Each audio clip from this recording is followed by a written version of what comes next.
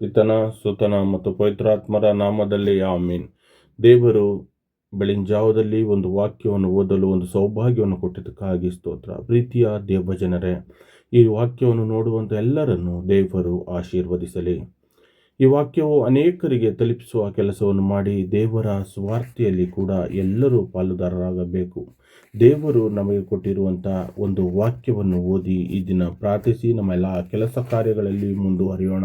ಈ ದಿನ ನಾನು ಆಯ್ದುಕೊಂಡಂಥ ವಚನ ಭಾಗ ಯೆರೆಮೀಯ ಬರೆದ ಪುಸ್ತಕ 31ನೇ ಅಧ್ಯಾಯ 3ನೇ ವಚನವಾಗಿದೆ.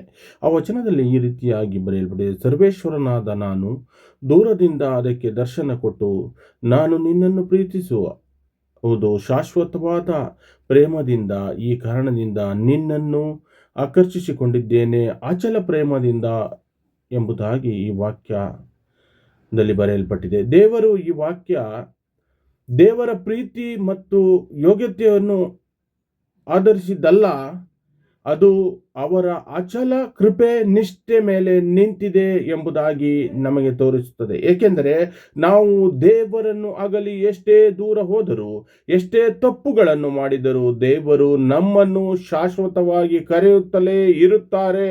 ಅವರ ಪ್ರೀತಿ ಎಂದಿಗೂ ಕಡಿಮೆಯಾಗುವುದಿಲ್ಲ, ಬದಲಾಗುವುದಿಲ್ಲ, ಶಾಶ್ವತವಾದ ಪ್ರೀತಿ ಎಂಬುದಾಗಿ ಈ ವಾಕ್ಯ ನಮಗೆ ಆಧಾರವನ್ನು ಕೊಡುತ್ತದೆ.